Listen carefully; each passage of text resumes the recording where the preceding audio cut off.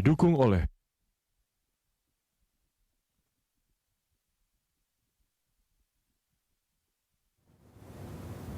Ya pemirsa, terima kasih Anda masih bersama kami di Inspirasi Ramadan dan masih bersama Bapak Wijayanto Samirin.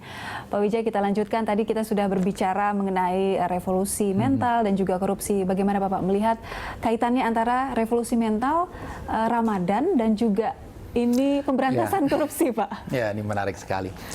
Saya pikir Ramadan ini kan mengajarkan kita dan melatih kita banyak hal gitu ya, terutama disiplin, kejujuran, ya? Disiplin, kemudian jujur gitu ya, tidak ada yang mengawasi tapi kita tidak makan dan minum selama puasa, kemudian juga mendekatkan diri kepada yang di atas gitu ya, kemudian juga kerja keras. Bayangkan aktivitas keseharian itu tidak berkurang tetapi ditambah dengan aktivitas ibadah. Jadi kita dididik untuk kerja keras.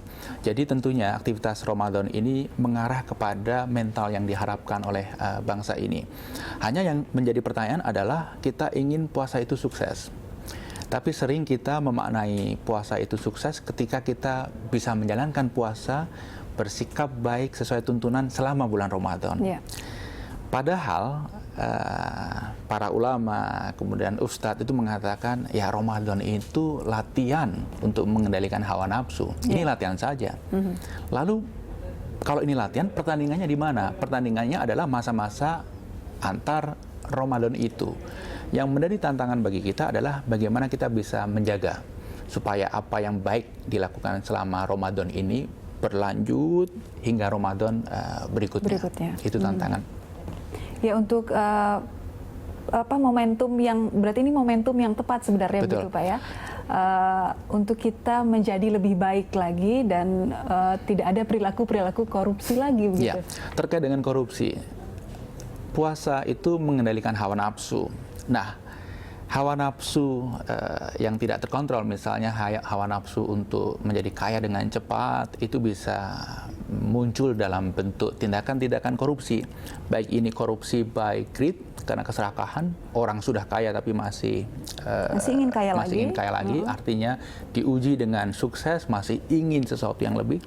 Atau termasuk corruption by need, korupsi yang dilakukan oleh orang-orang yang memang butuh uang untuk hidup. Jadi orang-orang yang diuji dengan kesusahan tetapi tidak sabar dengan ujian itu sehingga melakukan berbagai upaya korupsi untuk cepat keluar dari situ. Jadi puasa itu sendiri merupakan upaya untuk melatih menahan hawa nafsu.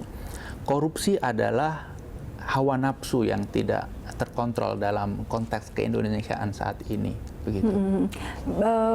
Pak Wijaya melihat bagaimana kemudian menjaga nilai-nilai yang tadi sempat Bapak sebutkan agar bisa tetap terjaga, tidak saja di bulan suci Ramadan, tapi juga di 11 bulan berikutnya. Ya, tentunya kita semua berusaha melakukan itu, tapi kadangkala memang berat ya. Misalnya begini, aktivitas yang kita lakukan selama Ramadan, mengaji misalnya.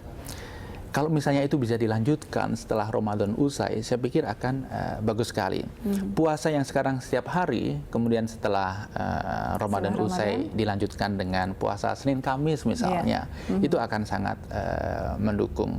Saya pikir aktivitas berkunjung ke masjid untuk melakukan sholat jamaah gitu ya, yang biasanya ketika di luar bulan Ramadan hanya dilakukan pada hari Jumat saja, barangkali bisa dimulai ketika hari libur gitu ya, Sabtu Minggu begitu. Ini saya pikir upaya yang perlu dicoba. Saya sendiri juga selalu mencoba itu dan ya kadang-kadang berhasil, kadang-kadang tidak. Gitu. Pak Wijaya, Bapak melihat seberapa optimis Bapak melihat kalau misalnya nilai-nilai Ramadan ini bisa merubah perilaku kita, mungkin perilaku pejabat untuk melakukan hal-hal yang lebih baik, tidak melakukan lagi perilaku korup ke depannya? Saya pikir bangsa ini melihat kondisi saat ini, ya, Pak ya?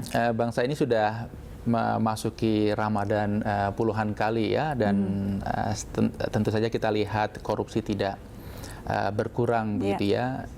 Saya juga melihat kalau tidak ada upaya serius dari masing-masing individu, para politisi, para pejabat, para pelaku bisnis untuk memperbaiki diri, saya pikir apa yang terjadi di masa lalu juga akan terulang. Artinya Ramadan hanya berdampak positif selama Ramadan saja. Ya. Jadi tentunya memang ini perlu kesadaran kolektif, semua pihak, semua orang untuk memulai dari diri sendiri. Karena diimpos dari atas ini agak sulit, tetapi dimulai dari dalam itu lebih ringan dan lebih tinggi sukses rate-nya. Berarti diperlukan memang kesadaran dari masing-masing individu tadi untuk kemudian berubah ya Pak. Betul, untuk menjadi lebih baik lagi dan memaknai Ramadan ini tidak hanya di bulan Ramadan tetapi juga bisa diterapkan di luar bulan suci Ramadan. Iya, yang tidak kalah penting adalah bagaimana keluarga-keluarga ini mengeduket anaknya, generasi penerusnya. Ini saya pikir penting kita mengeduket mereka dengan ajaran, tetapi juga yang lebih penting adalah mengeduket mereka dengan contoh. Kadang-kadang sering muncul ketidakkonsistenan antara apa yang disampaikan dengan apa yang dilakukan sehari-hari. Misalnya contoh kecil saja yang sering kita tidak sadari, misalnya karena mengharapkan anaknya masuk ke SMA bagus, begitu ya. Keluarga-keluarga tertentu kemudian meng-apply kartu keluarga di rumah-rumah yang berdekatan dengan sekolah-sekolah. Itu sudah perilaku yang sebenarnya sudah tidak baik ya Pak Wijaya. Tujuannya bagus supaya si anak bisa mendapatkan sekolah bagus. Tetapi sebenarnya si anak sedang belajar bahwa ternyata kita perlu sedikit tricky untuk bisa menghadapi persaingan dengan baik. Disimpulkan bahwa keluarga memang penentu semua untuk menjadi bangsa ini lebih baik. Betul. Pak Wijaya, terima kasih waktunya di Inspirasi Ramadan Berita 1. Dan pemirsa, demikian Inspirasi Ramadan kali ini. Terima kasih atas kebersamaan Anda dan sampai jumpa.